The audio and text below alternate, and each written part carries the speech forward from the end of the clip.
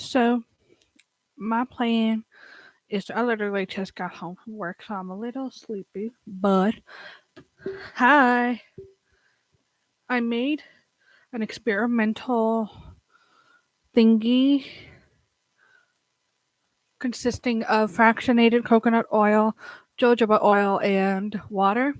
That I'm gonna try to put on my scalp, leave it in for 45 minutes to an hour. Then then I'll rinse it out. Obviously not on stream. But while I wait, I'm going to review some videos that somebody made for me. So I can feel the dandruff on my scalp is like I want to scratch my head off, if that makes sense. Hence why I'm experimenting it on myself to help with dandruff. It feels so weird because on the live stream everything is backwards, so then it looks right for you guys. But I'm not used to backwards. I'm used to it being mirrored. So, anyways, we're gonna actually pull up this part of my hair so then I could stick it on.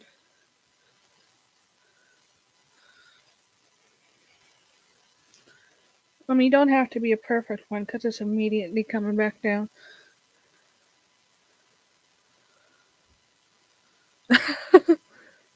That is just a little messy. But it's good. These are like really tiny bottles and they're so cute. So I'm just going to kind of put it directly on my scalp so it really breaks in there and give it a good scratch. I can feel the dandruff clumps. Does anybody else get those? I just saw that the watch counter went up, so somebody walked in, and I'm talking about dandruff clumps. So that's hilarious. I had just gotten home from work, so that's fine.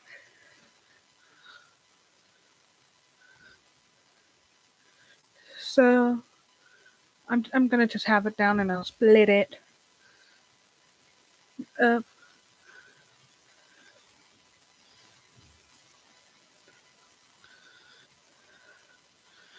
Does anybody else get like really bad dandruff?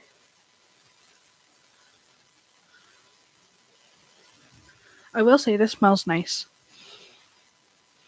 I wasn't expecting it to smell so good. I don't really. That's good. My hair is so thick and dry. It makes my scalp so thick and dry that I would put conditioner on my scalp, like to get it extra moisturized. And I would do that every day for a couple days in a row.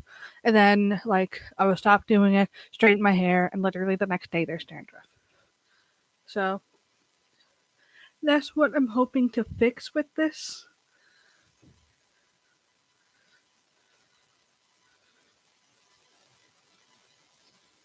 Hair so dry and dead at the end. I am hoping to make a moisturizing shampoo, and I could tell you how to make it if you wanted to make it yourself. I might email you how to make some of this.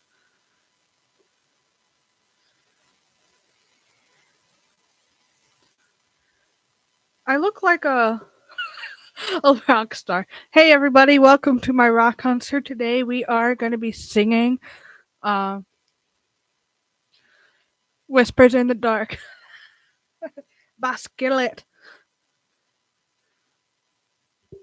Honestly, if I were going for a rock star vibes, I could pull it off with my thick poofy hair.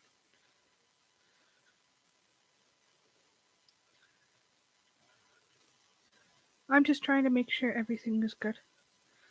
Um,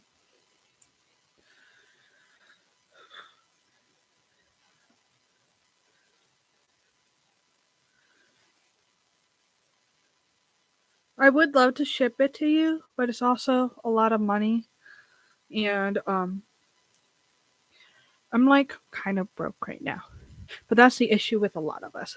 So, um, hi, Aversa of the day. I'm putting stuff in my scalp. Not in my scalp, on my scalp. In my scalp would be very much concerning, not just going.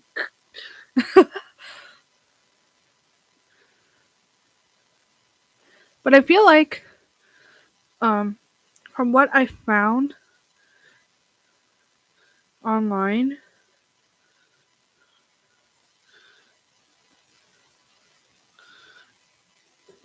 you could make your own.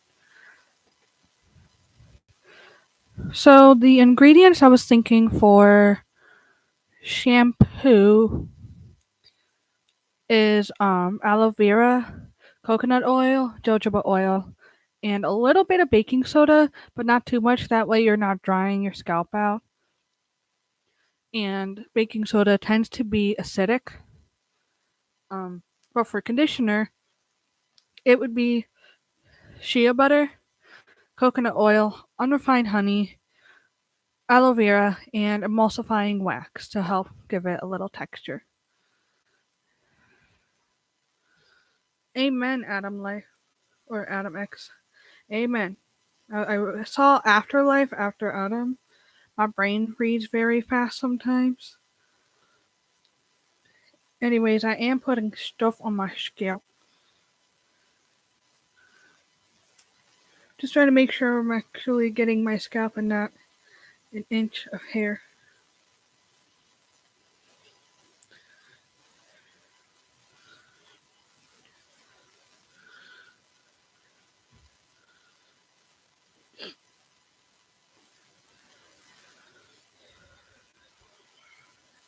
Now onto like a really bad dandruff spot.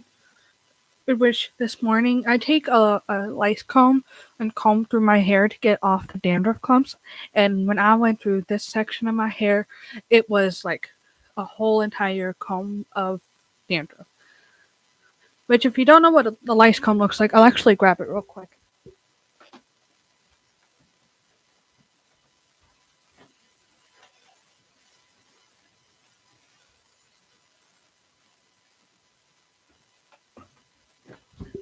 It's this thingy.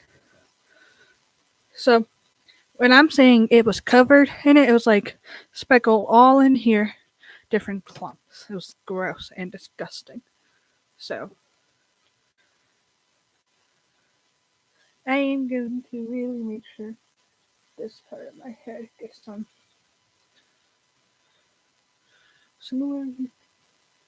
I mean, it's good at getting rid of stuff.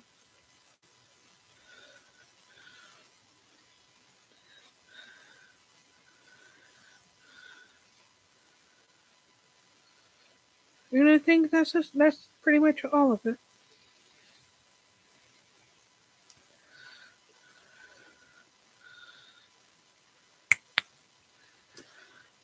So now I'm gonna really make sure it's in there.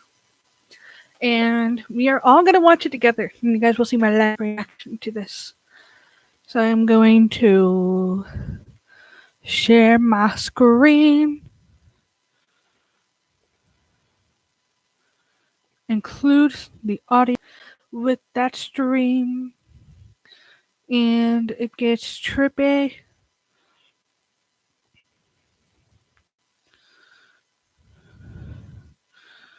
Da, da, da, da.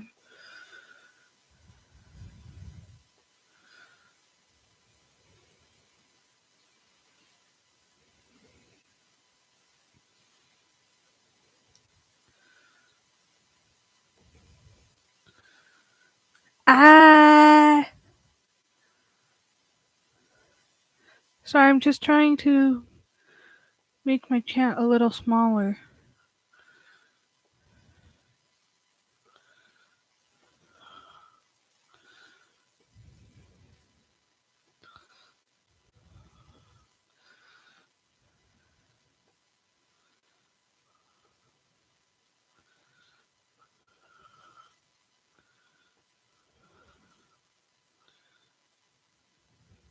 Hi.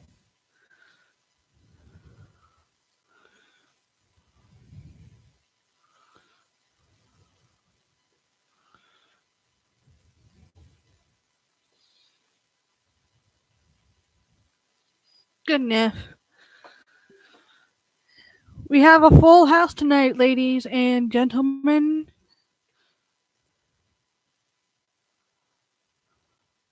Well, what did that say, y'all? That little ad thing. I want to see if it comes up again. Probably won't. Bye.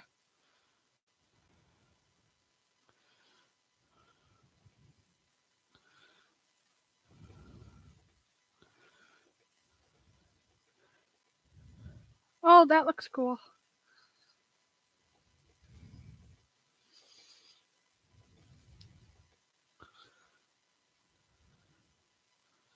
Oh no. I feel bad for Florida.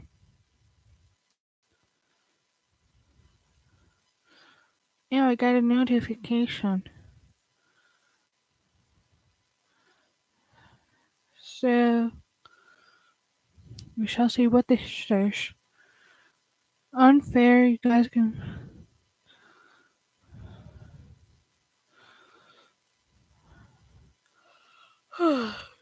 Well, Rosefire, that extra 4 months is like, at least in the ones I've experienced, it just has all of the pictures and the calendar kind of lined up, and that is the picture. So it's not like anything special. Or it would be all 4 months on one page.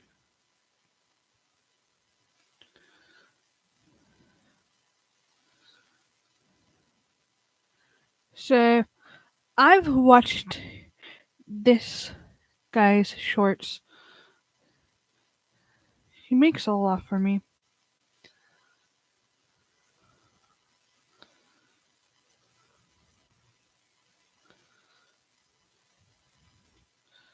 But we shall watch this.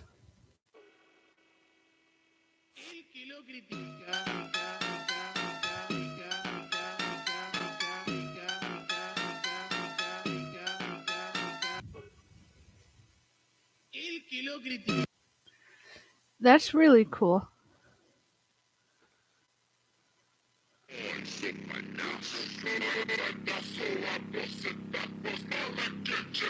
He does. I think you and him would get along because you both do really good at it. Also, verse of the day, I've noticed your channel's growing.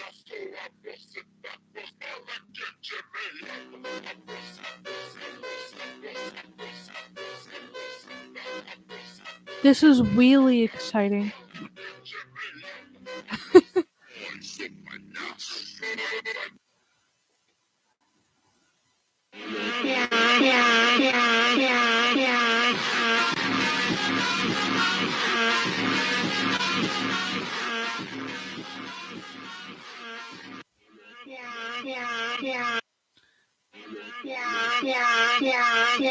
Oh, this is for a different person.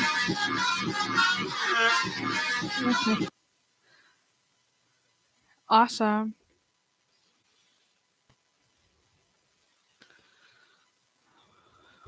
I'm uploaded for 2 reasons. Oh wow.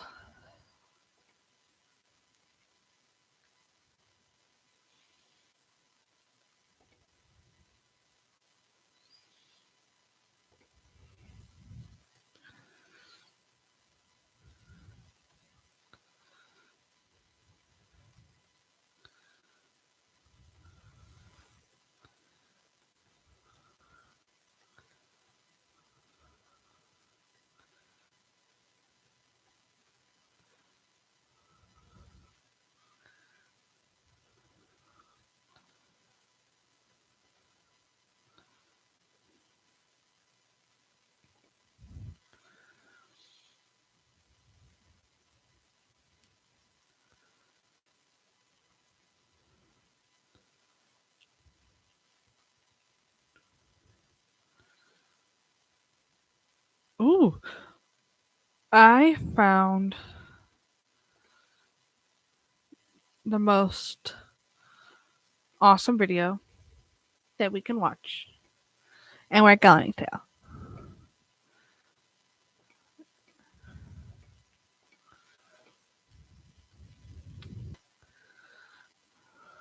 On your first stream in May? Yeah, I remember that. I started live stream. What was that? I started live streaming. Okay. I sometimes think maybe I shouldn't live stream after work because I'm tiredly random, if that makes sense. But I only started live streaming once I hit about 800, 900 subs. So Shalom, everyone. My name is it was Eris really Soref. I'm the interesting. president of One for Israel. I want to be able I'm to sure see the many chat of you have with this. seen We're gonna news make about it Israel and the Middle East over the past year. It's been a very rough theater year mode. to live. Vessel, he goes, I'll take your picture, it's fine. But then later on, he found something that was super cool, like 2 feet from me, and he was ecstatic. And I just looked over and I said, you know why you found that? It's because I'm here. And he goes, whatever. And I took his picture. So we were even, so we were good. But what's cool about vessels like this and the complete ones on the table is you can do something called residue analysis on the inside. You can see maybe what they were drinking. So for mine, no, I don't know the results yet, just so you know. If it was used for wine, maybe a decanter of some sort, we could see maybe if they used any spices in their wine. And would that connect them with trade routes during that time? You see how it kind of builds on itself culturally? It's really fascinating. Oh, wow. So how do we connect stratigraphy, layers, pottery, and carbon-14 dating to make a timeline and interpret a site? Well, you're going to help me with this. It's not going to be hard, I promise. It'll be fun. So on the bottommost layer, we have what we call an oil lamp on the bottom. And in this layer, with this lamp, we find a burned olive pit. Now, this burned olive pit used to be, it's organic material. It used to be alive. So we send that off to the lab for carbon-14 dating. And just so you are aware, if you're in the field and you wrap up your sample and you send it off to the lab, when they give you back your results, they Ghost, if you can, I think you can like. Oh, I didn't realize it was that far in. We are not going to go that far in. No one seems to know this, but if you go and scroll back on the live stream, you'll be able to watch it. Yeah.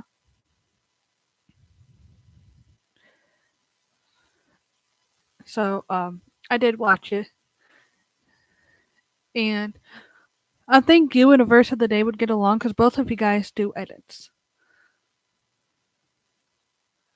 Amazon actually has a $50 million fund that they have to pay out every single month. And here's how you can get. When I say historical science, I like to swap that word, historical, with interpretation. What is a worldview? It's the lenses through which you view the world around you. And the Bible is confirmed by archaeology, and we see that in the archaeological record. Worldviews have consequences. Archaeology is destructive. If you think about it, you're exposing history, and you have to remove it from its context to then study more history.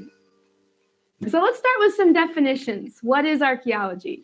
Well, archaeology is the study of ancient mankind, their civilizations, remains, and artifacts. I want you to think of it this way. We have anthropology like an umbrella, which studies mankind in general. And we have archaeology underneath as a subcategory that focuses on ancient man in particular. Now, both anthropology and archaeology are fields of science. And if you've been through our museum, you've probably come across that there are two types of science that we like to refer to. There's something called observational science, which means it is observable, testable, and repeatable. I like to think of laboratory sciences where you create a hypothesis, conduct an experiment, and then you can then adjust your hypothesis and then reconduct the experiment. And you're in a lot of control, and you can observe what's actually occurring in front of you in real time. This is what we call observational science. Then there's something called historical science, which deals with origins, something you were not there to see when it originally happened. Now, I have a question for you, though. If you're paying attention to my definition, this picture on the right here, is this an example of archaeology? Yes or no? Shout it out. No. Why? Let's think about it. Let's talk this through. This is an example of paleontology. Remember, I said it has to be ancient man, related in some way, right? So this is a fossilized fish. So this would be a paleontologist would be dealing with something like this. Now, what about this picture? Is this archaeology? Absolutely. It can be a building, it can be a road, it can be pottery, it can be bones. Now, if I find fish bones that humans have eaten, that's archaeology too. You see the connection there? So don't get an archaeologist and a paleontologist confused. We're not quite the same. Sometimes our fields overlap in certain things, but in general, we're very different and we deal with different things. So good job. Like there's a clarification there. But why does archaeology and even paleontology fall under historical science? Well, it's because none of us were there when the fish was fossilized or when the humans used these vessels that they made. For example, these vessels here on the table, we dig them up and these happen to be complete. This one's from the time of Abraham and this one over here is from the time of Christ, the cooking pot. And we can look at them and make observations, but then you might sit here and go, well, why do they have these little holes in the handles? Their fingers don't fit in those. We don't know how they used them in particular, but we can, make educated guesses. Maybe they looped rope through it and they hung it on something. So we have to interpret what we find because none of us were there at that time when they used them to actually know 100% for sure what they use them for, and even the traditions that are associated with it. So it would fall under historical science. Now I'm going to give you a little example. I'm going to need your help. You're going to shout it out, yes or no. I'm going to put a picture up there, and you're going to think critically and work through if you think observational or historical science is happening. You ready? Are these men practicing observational or historical science? Shout it out. Ooh, very good, very good. Sometimes I hear like historical, it can get a little confusing. So let's talk through this. You might think, well, they're observing the skeleton with their eyes. Observational science, right? That's what you're thinking. Question, brownie points. Does anybody know whose skeleton this is? Oh, Lucy, you get all the brownies, sir. Good job, good job. Yes, this is Lucy's skeleton. And while it might be confusing to say, well, they're observing it with their eyes, therefore it's observational science, you all were correct, and you picked up at, no, they're actually practicing historical science. Why? Because if you see in their thought bubbles, they're interpreting what they see in front of them. And the man on the left says, oh, this was an ancient, maybe bipedal primate-like creature that might be related to humankind in some form or fashion on our ancestral tree. And the man on the right goes, nope, it's just an ancient primate. That's all it is. Those are very different conclusions to the same skeleton that's laying there in front of them. Why does this happen? Well, if you've also been to our museum, you've probably come across this term. It's because of a worldview. What is a worldview? It's the lenses through which you view the world around you. And as most of us have to do, we have to wear glasses or even contact lenses to be able to even see. A worldview is very similar, where it allows you to see the world around you, and then it helps you interact with your world. And just so you know, worldviews have consequences. If you think about your glasses, if you don't wear your glasses or you have the wrong prescription on, you will bump into things and you will not be able to read your text messages and probably respond poorly, right? Well, worldview is very similar. Depending on your worldview, it affects how you view the world, and it also affects how you behave, how you treat your neighbor, and how you look to the future.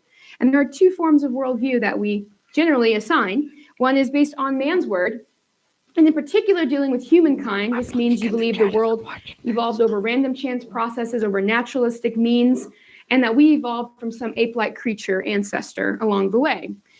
And if you believe that we are nothing more than animals, and there's nothing special, and that there are different races and there are different groups, then you will treat people differently, and you will believe in race, and then it will have consequences for how you live out your life and how you treat your neighbor. And we've seen this played out in history, and we'll touch on that more later on. But if you believe in God's word, and it is your foundation and your worldview, you know that you are made fearfully and wonderfully in the image of God, with innate value and worth. And that also changes how you treat your neighbor, or should, and how you live out your future as well. Hi, I'm JT, and I'm a Result Hunter, the search engine for conservatives. Let me just tell you what it does. First of all, big tech right now is run by a bunch of elitist people who all happen. I'm going to give you another. It was like stuck on 2, then it disappeared, as you guys saw.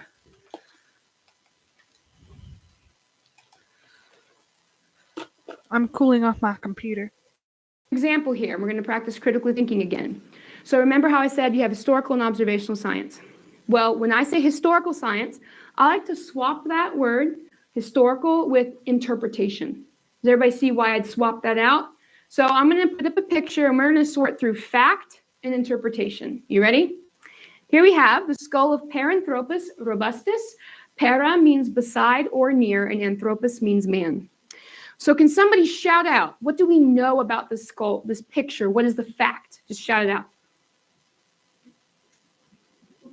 Someone said before, just to help along, it was my favorite observation anyone's ever made, it's dead. And I go, yes.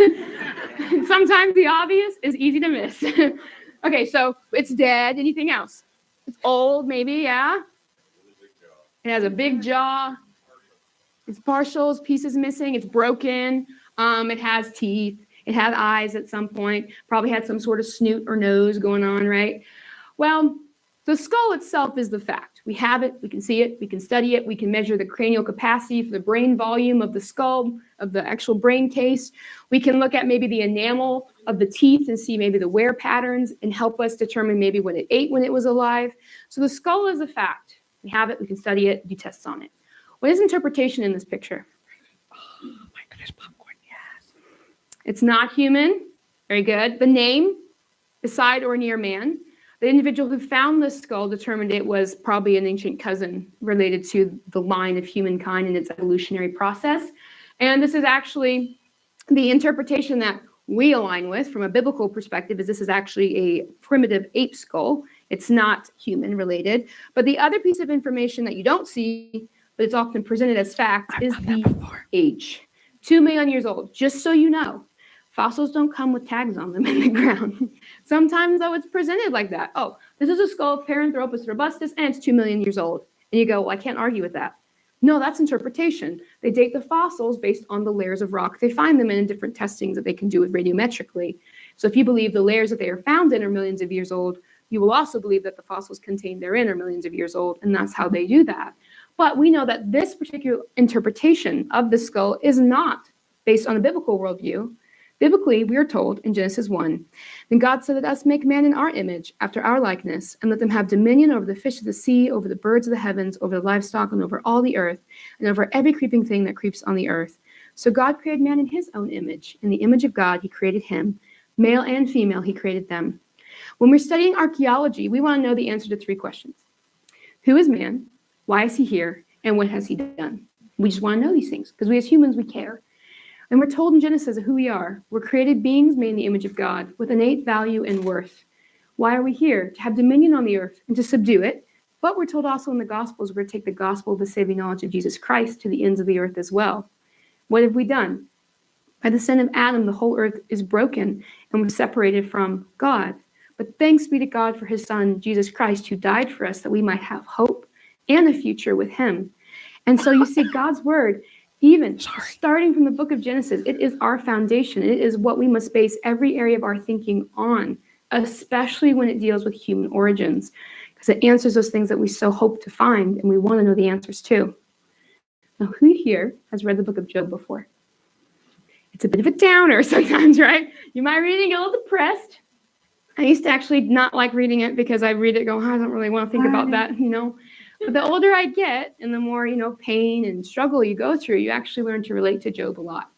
And he asks amazing questions about, what about pain? What about suffering? Did I deserve this? How do I relate to God? How does God relate to me? My phone is about to And die. one of the things I love that Job teaches us is about creation So and God. I'm actually going to put out. Job tells us this, but ask Also, the hi, beasts and babe. they will teach you, the birds of the heavens and they will tell you, or the bushes of the earth and they will teach you, and the fish of the sea will declare to you. Who among all these does not know that the hand of the Lord has done this? And his hand is the life of every living thing and the breath of all mankind. I love this passage because he's telling us that no matter where you look, it all points back to the creator who made it. It's like his fingerprint, his design throughout everything we see. And science is the study of nature. And so all of these different fields of science, they all point back to and confirm the word of God. But sadly, you probably don't hear about this a lot. You probably hear things like the Bible's not historically accurate. That person didn't exist. There's no evidence for this event, that place, that time. And I want to encourage you today that this is simply not true.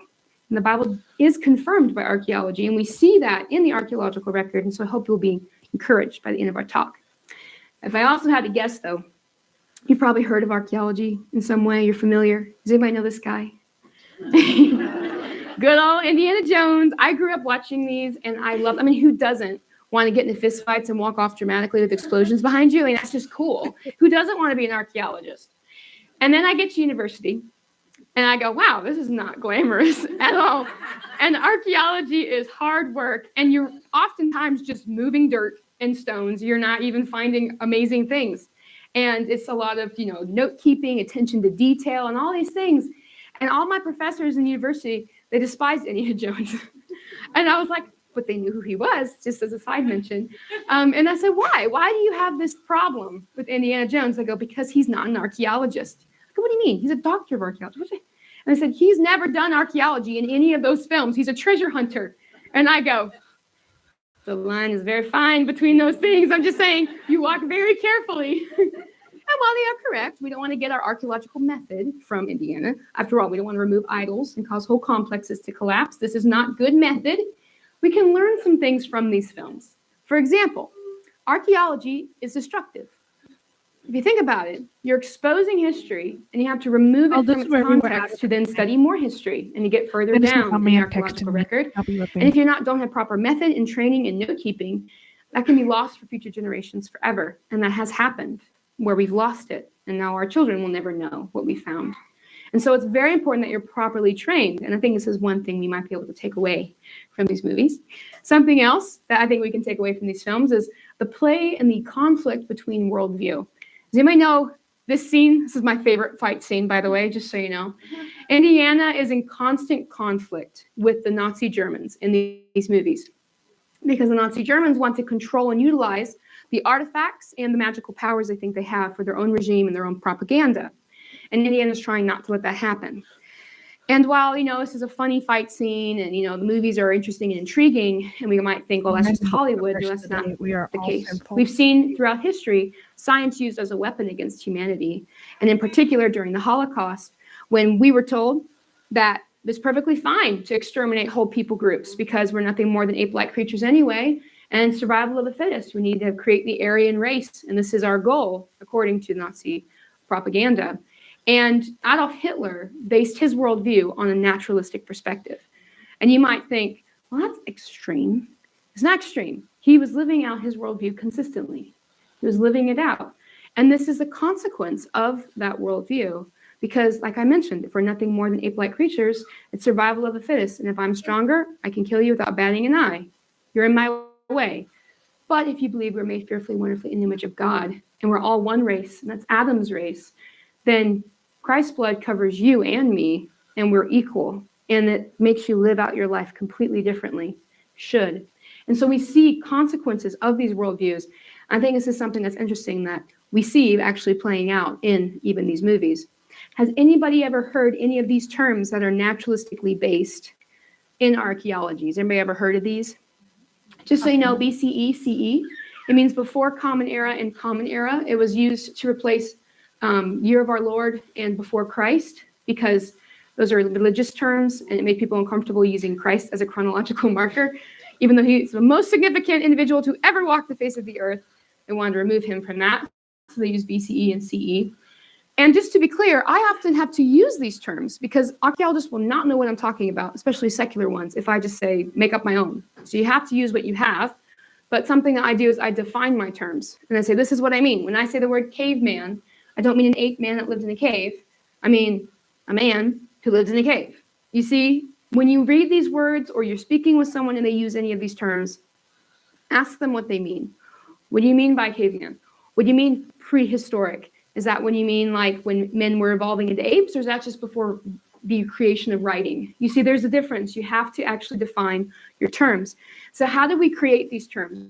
How do we get things like Bronze Age, Stone Age, Iron Age? What does that even mean?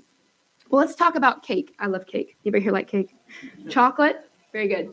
So in this picture here, we have what we call strata or stratigraphy, and that just means layers. So when you're going to make a cake to eat, you're going to put the first layer of cake down, then some icing, then another layer, so on. Then you're going to cut a slice and pull it out, and you see all these beautiful layers you've made. Those are called strata. And if you think about this, the lowest layer is the one you put down first, right? That's the oldest layer. The newest layer is on top. So when we're looking at these... I think how she's explaining all this is very informative. I've noticed that in this audience, we got a couple younger people and older people, and I love how she's explaining it in a way that's understandable to everybody. Or almost everybody. So, This is actually very interesting. I love looking at stuff like this. Geological layers are these earthen layers here. The oldest ones are on the bottom. That's how we do it. And these are what we would call flood layers. And that means they were laid down in the flood of Noah's day. And we read about this flood in Genesis chapter 7, where all flesh died that moved on the earth, birds, livestock, beasts, all swarming creatures that swarm the earth, and all mankind. They all died. And this is where you're going to get most of your paleontology and geology here. That was laid down in the flood. Just so you are aware, we cannot get into the discussion today about how they date these layers, how they date fossils. But what you need to know is in the secular world, in secular archaeology, human history starts here. They do not consider this human history because we're not human yet. Okay, everybody see that? This is all the evolutionary process, and then humans start appearing in history here. So according to the naturalistic perspective, archaeological layers begin here, and then we start getting terms like this that pop up. Has anybody ever heard of these?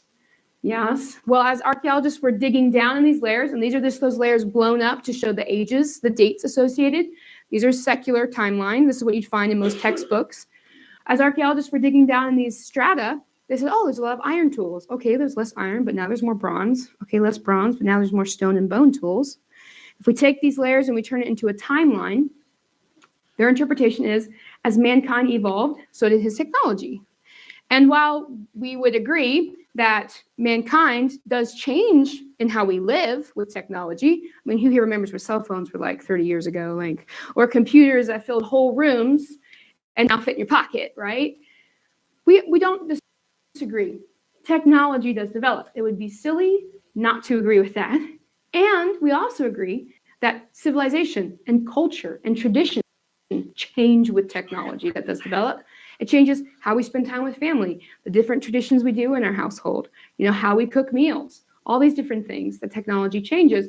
And so while we do agree that yes, technology changes and human culture does with it, we do not agree that we were ape men that came across it and then became more human along the way. This is a difference of seeing who's using the technology at that time. And so often we would say, no, that was a human, perfectly normal human that was using that tool, not an ape man, not this gentleman that you see on the picture here. We're also told that you see here we have these beautiful little boxes on the side, right? Stone Age, Bronze Age, Iron Age, very neat and tidy. And science in general, we like our boxes. Don't mess with my box. Everything fits perfectly in my box. And then we're told things like this in the Bible. Zillah also bore Tubal-Cain, and he was the forger of all instruments of bronze and iron. Just so you know, Tubal-Cain lives 7 generations from Adam, not that long after Adam was created, and he's before the flood, and we're told that he used bronze and iron. So what does this mean? We have Bronze Age, Iron Age. Like, how do we understand this from a biblical perspective? Because biblically, that does not agree with what archaeologists have assigned different periods. And that could be a little discouraging. Like, what does that mean? Well, what we find are these things called anomalies, which don't quite fit where we want them to in archaeology. And they're my favorite because they remind us we don't know everything. And I love it. So let's look at some of these. If you see on the left, the Iron Age is said to begin around 1,200 years before Christ. Everybody see that on the left? And then what do we find? These iron beads that pop up in Erg Gersay and Lower Egypt, and they date to 3,500 years before Christ. You just heard a lot of numbers. Let me point this out. So 1,200, 3,500. They found these beads that date to the beginning of the Bronze Age, and they're made of iron. That doesn't make sense. Why would they find that? That doesn't connect archaeologically with what we know. So secular archaeologists would say, okay, a meteorite hit the earth, humans found it, because meteorites are sometimes pure iron.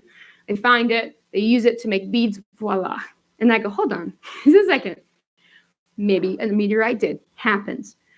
How do you know how to create these delicate, finely crafted beads?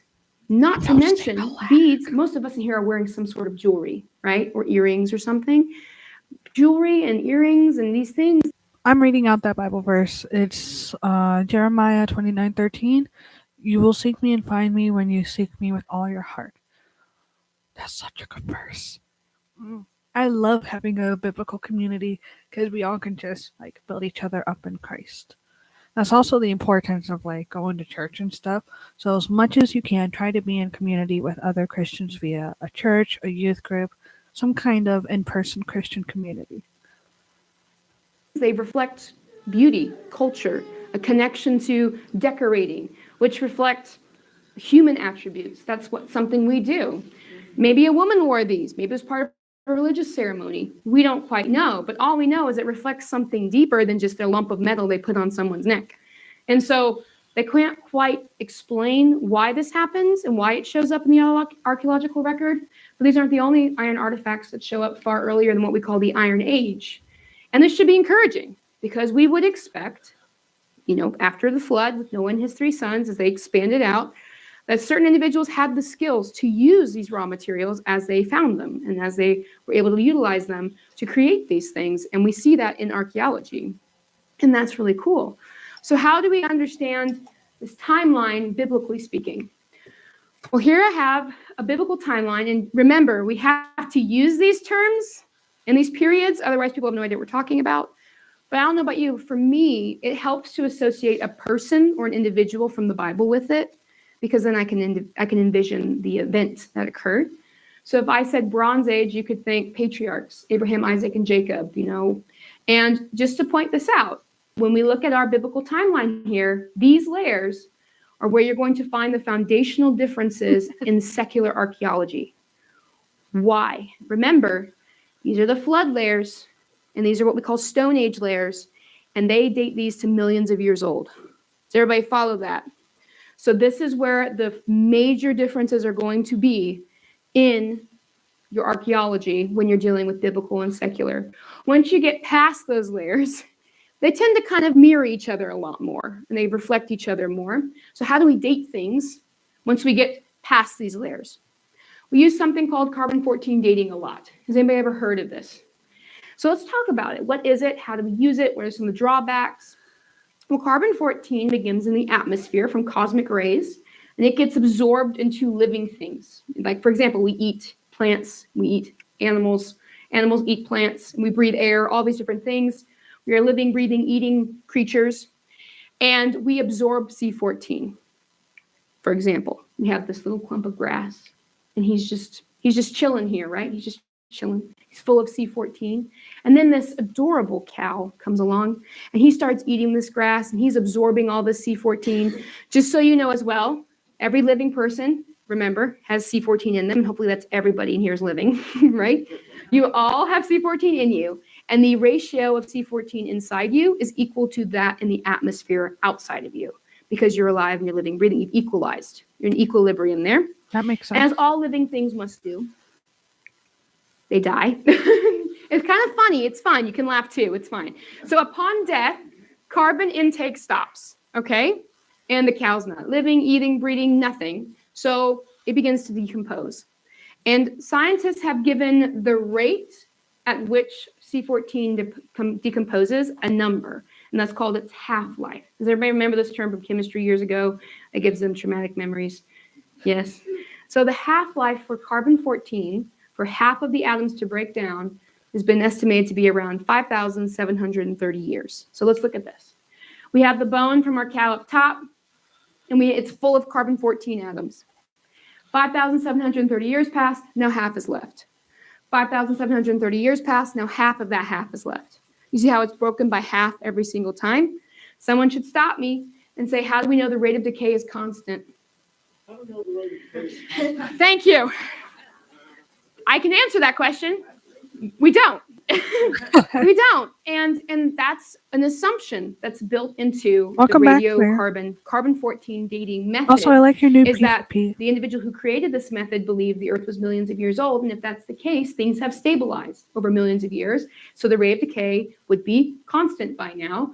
And what we're finding with other scientific tests that we've done is that there are certain contributors to the environment that can speed up the rate of decay and that can slow it down.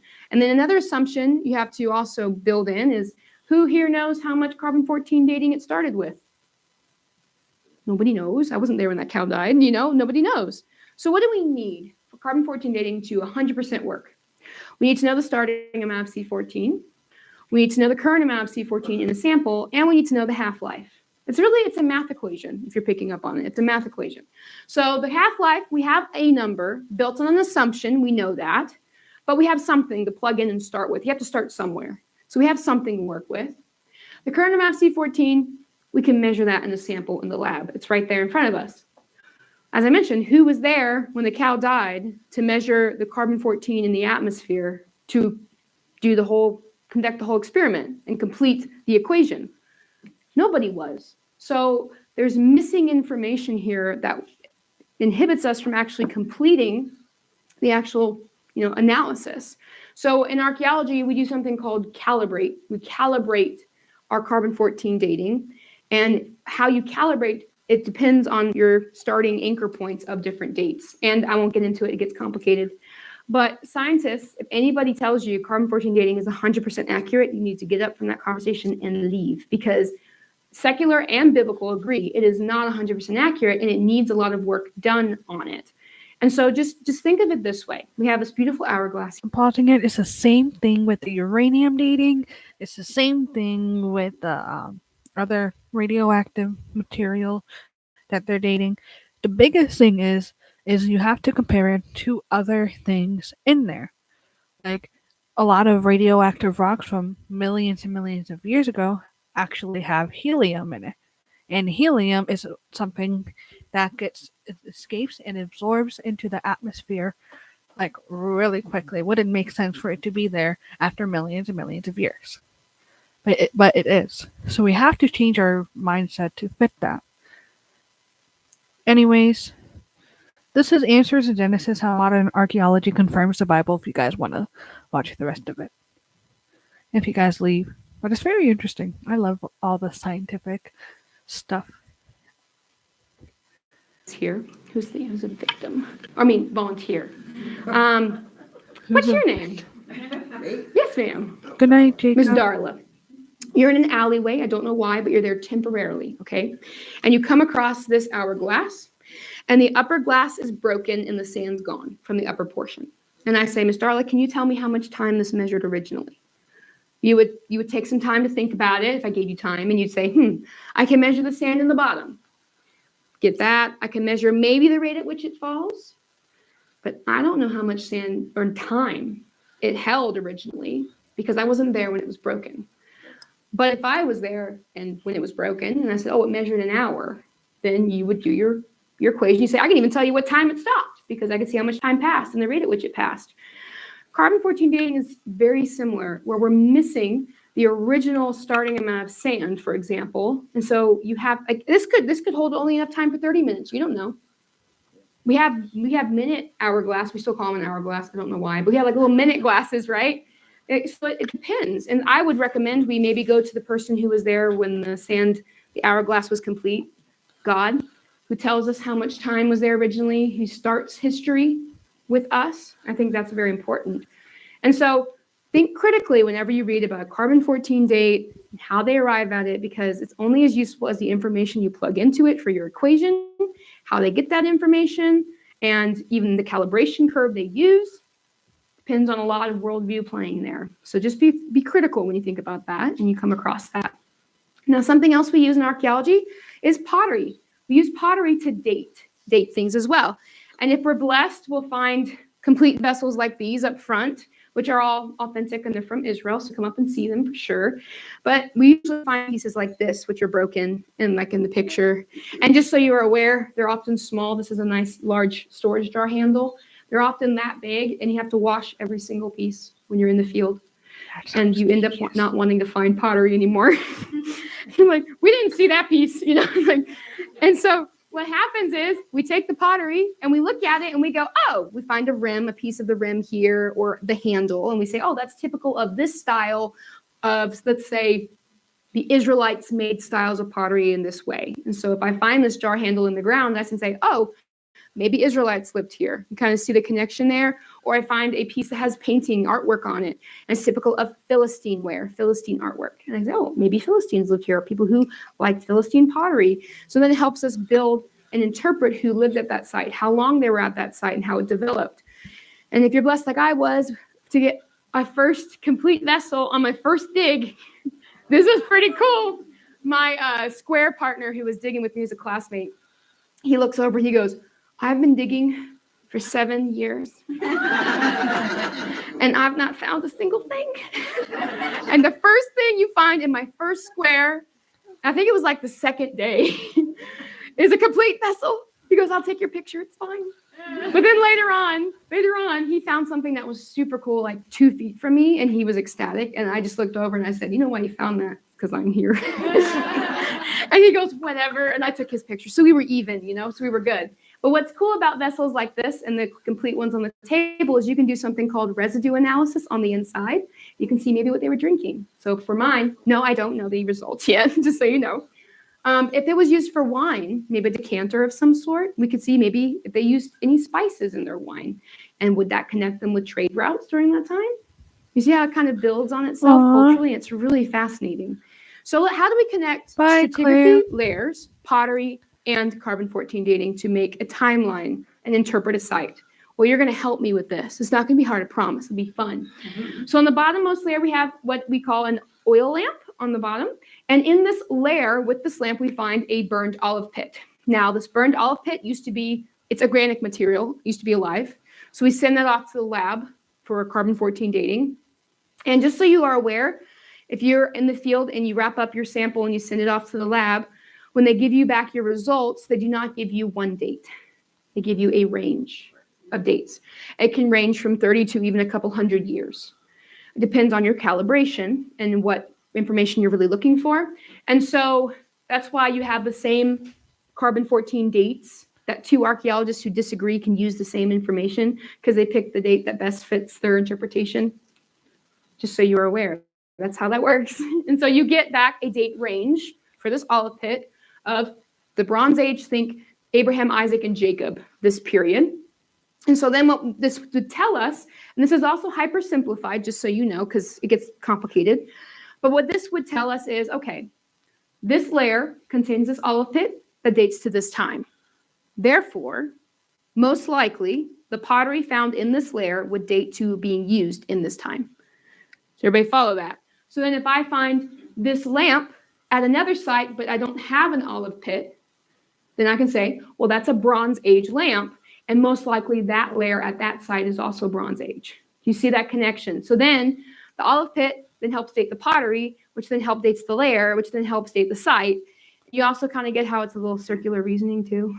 Kind of catch on to that. That's just how it works. That's how we do it. But it's interesting. It's kind of fascinating because it all builds on top of each other. Now, something else that we do is we can date things like textile or cloth because it's made of organic material. In this case, it's probably flax. And it comes back with a date of around the late bronze, think Samson, Gideon. And so then that helps date that layer and things found in that layer to that period.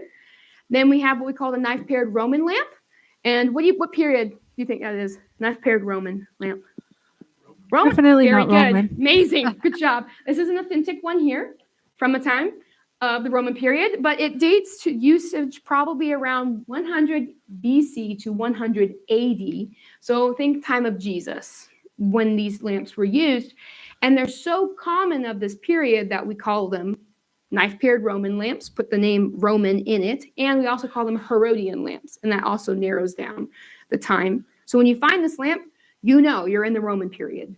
You just know because it becomes another dating method because it's so common. And then lastly, we have what we call a slipper lamp up top, which is typical of the late Roman, early Byzantine period. Think Emperor Constantine. So now it's your turn. You ready? I'm going to put up an artifact, and you're going to shout out what period you think it dates to.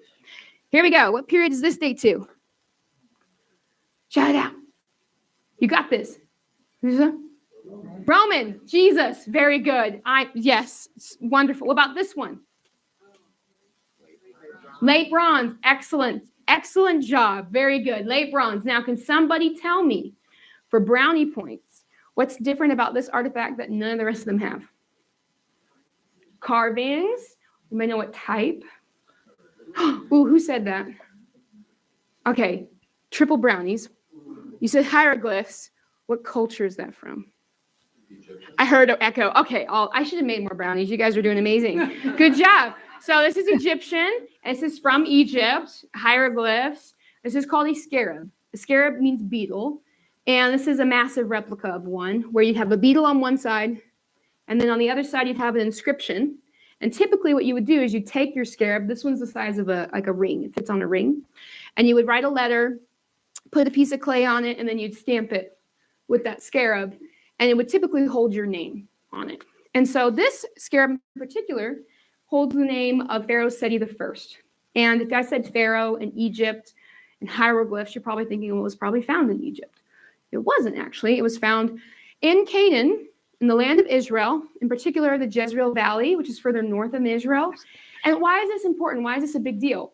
Well, it gets exciting because we joke around that we don't find things like Joey was here. We just don't find that. But we do find names sometimes, and we get super excited. So this tells us that Pharaoh Seti I and his influence reached up into the land of Canaan, particularly in Israel, and it was found in a burial with a male's bones. Now, it was not buried with Pharaoh. It was probably an administrator of his that carried his authority with him into the land of Canaan. And then what's cool is then we can connect this period of history in Egypt with this period of history in Israel and Canaan as well, and they can hold hands temporarily. And that's really fascinating, and that's why one of the reasons why I love names.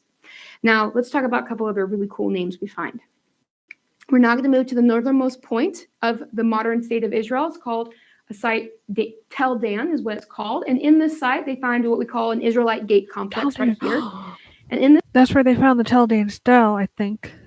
this location, they uncovered what's called the Tel Dan inscription. And this is the first extra biblical mention of David. Why is this a big deal? Because archaeologists, up until this point, when they found this inscription, believed that David was not a real person. He was a King Arthur made up by later periods to give them claim to the throne, establish a dynasty, kind of this idea. And then they find this inscription, which is written in ancient Aramaic, and it dates to the 9th century. And it mentions two kings. It mentions the king Joram, and it mentions a king named Ahaziah. Now, we read about these two kings by name in the book of 2 Kings chapter 8, and they're at war with the king of Aram Damascus called Hazael, who lives up north from them. He's a real pain in their side. And what we find is that both of these kings, actually, Joram and Ahaziah, get overthrown by someone from the inside, not actually by Hazael. But what's fascinating is that we believe King Hazael commissioned this inscription. And what's fascinating is that he takes credit for killing these two kings. Kings take credit for things they don't do all the time, just so you know. But what's cool is he mentions, I killed Joram. And then he says, and I killed Ahaziah, who's king of the house of David. And then I go, wow, why would a foreign king mention the dynasty of a man who didn't exist? He's only 100 years after him. It's not that long. After all, this man wants to take credit for destroying this dynasty. It's a big deal to him. Well, it's ironic as in taking credit for destroying something which he actually didn't do. He actually preserved it for all of us in the future. I found that kind of ironic. And so now archaeologists say, okay, David was a real person, but he wasn't as big a deal as we think he is. Question, just so you can think through this. If David wasn't real, who's Jesus? He's from the line of David. So there are a lot of Christians when archaeologists are saying David wasn't real. I'm just like, it doesn't really affect me. And I don't have to care about it because you can believe he wasn't real. It doesn't really matter to me. Yes, it does. Because he is the forebearer of Jesus Christ, comes through his line, his lineage. So it's important that you do know about these questions and accusations about the biblical text, that you can confront them with the truth. Because we knew about David before they ever found him in archaeology, because the Bible mentioned him first. And we're finding that oftentimes archaeology is catching up with the Bible, not the reverse. So let's look at something else, which is quite fascinating. We're going to move now to the Central Hill Country, to a site called, which you're probably very familiar with. It's called Jerusalem. It's kind of a big deal. And in Jerusalem, where I did my studies, there's an area called the Gavadi parking lot, which was a parking lot they dug underneath in this location. And they uncovered multiple administrative buildings. So here's a picture of the site. It's like a state park now, and they have it all roped off like this. You can walk around the perimeter. And what they found in one of these buildings was a couple bullae. Now, what are bullae? Well, a bulla is a clay seal impression. Remember, you have your scarab. It leaves an impression on something. That something is the clay seal on the top. And so they found oftentimes only the clay seal is preserved because it's made of clay and it hardens into like a pottery almost. And so one of these seals that they found reads, the Natan Melech Avodah Melech. to Nathan Melech, servant of the king. Who here, when they read biblical names, kind of glaze over, or genealogies, and you go, who'd name their kid that? I don't know why. Well, let me remind you, they are hard and they can get confusing, but God wouldn't have preserved it if it wasn't for a purpose. And it's there for us. So what do we find? What was happening in Jerusalem during the 7th century, which this bulla dates to, in this location, and who's this Nathan Melech guy? Well, we read about this man in 2 Kings 23, because we read that King Josiah was reigning during this time, and he was enacting religious reform, and he was tearing down the horses the kings of Judah had dedicated to the sun at the entrance to the house of the Lord by the chamber of Nathan Melech, the chamberlain, who would be living in this location during this time for these events. So archaeologists say, okay, the name is similar, and it preserves the fact that this name was used during that time. And they are correct. We cannot jump to the conclusion and say this is the exact same person, because we just can't do that. But I would say that it is logical to follow if this person's name was used during this time, and we didn't even know that until recently from the Bulla. The Bible preserved that originally. That probably means the Bible was written by an eyewitness who lived during that time and knew these names were being used in this location at that time. Okay? So would that not lead you to believe that this person lived in this place during that time for these events? Probably. So let's look at another site. Now I'm going to move to what we call the House of Boulay. What do you think they found there? A lot of Boulay, over 51 of these things. And let's look at a couple other two major players in the account of Josiah the king, who's my favorite king, by the way. So Josiah sends Hilkiah the high priest to the temple to clean it out and restore it back to worship the one true God. And while Hilkiah is there, he finds the lost book of the law and gives it to Shaphan the secretary, who takes it to the king and reads it. And the story progresses from there. Now, what's fascinating is most biblical scholars and archaeologists will claim the Pentateuch, or the first 5 books of Moses, were not written until the time of Josiah or shortly after him. Think critically here. How can you have a lost book of the law unless it's written earlier? It has to be written earlier before it can be lost, right? So the Bible does not agree with how itself was recorded in its own testimony. So we need to look at that critically. So if archaeologists and biblical scholars are claiming that, the Bible itself does not agree with that. So let's see what we find. We read about this Hilkiah, the high priest, and he has a son named Azariah. Read about this in First Chronicles. Chronologies and genealogies are important. What do we find? The Azriyahu ben Hilkiyahu, belonging to Azariah, the son of Hilkiah, found in the location of the Temple Mount, where administrative center was, dated to this period, records these 2 names.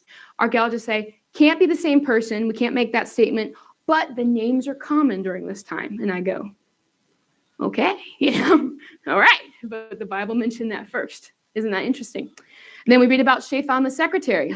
And we read that Shaphan has a son named Gemariah. We read about him in Jeremiah 36. What do we find? The Gemariahu ben Shaphan, belonging to Gemariah, the son of Shaphan. Now, this is the first one.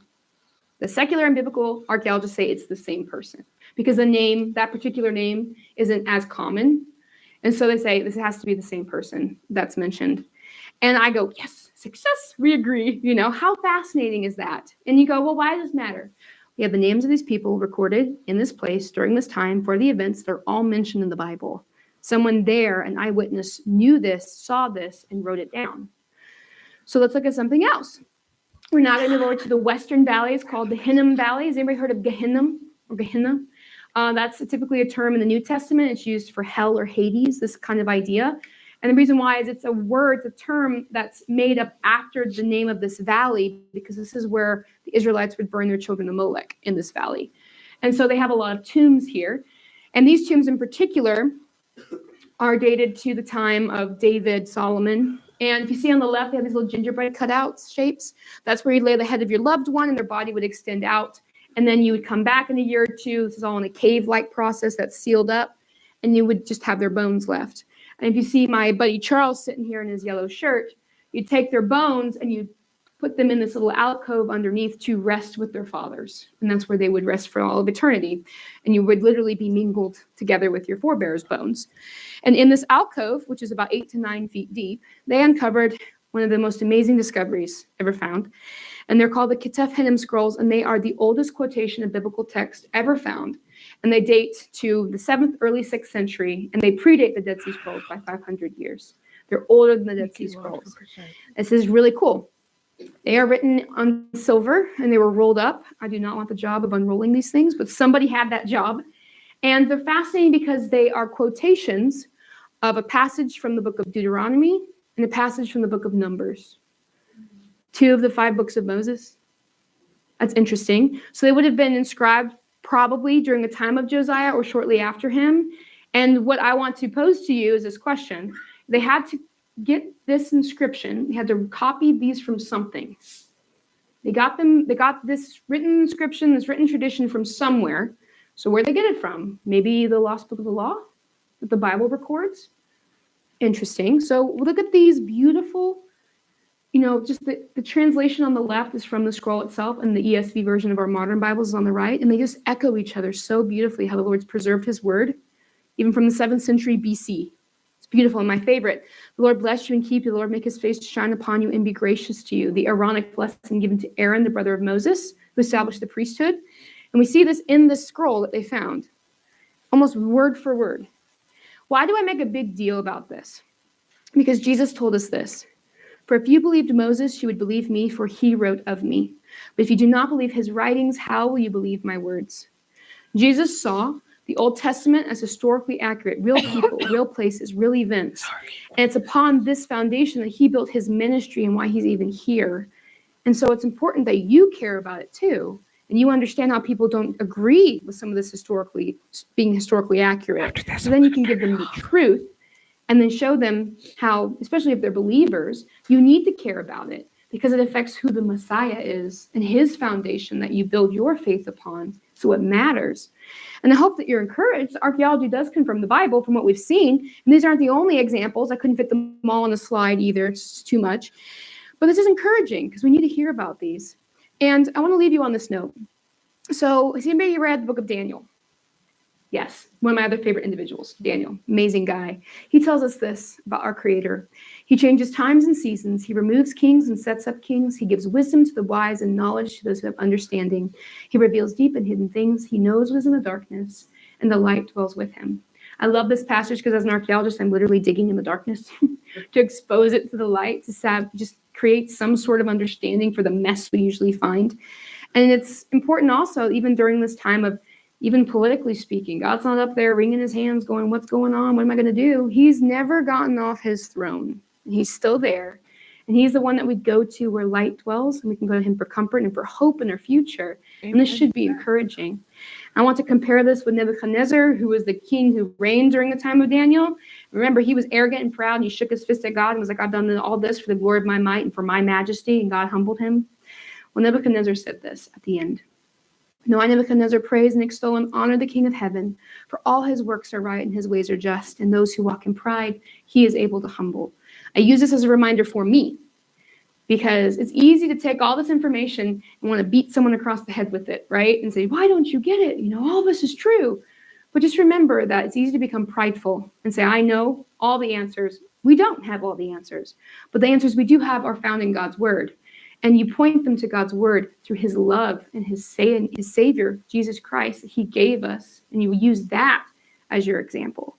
And then everything else just builds on top of it. So let's go to the one with whom light dwells first, because he sheds light on those deep and dark and hidden things. And I hope you're encouraged. Archaeology does confirm the Bible. So you think That was amazing.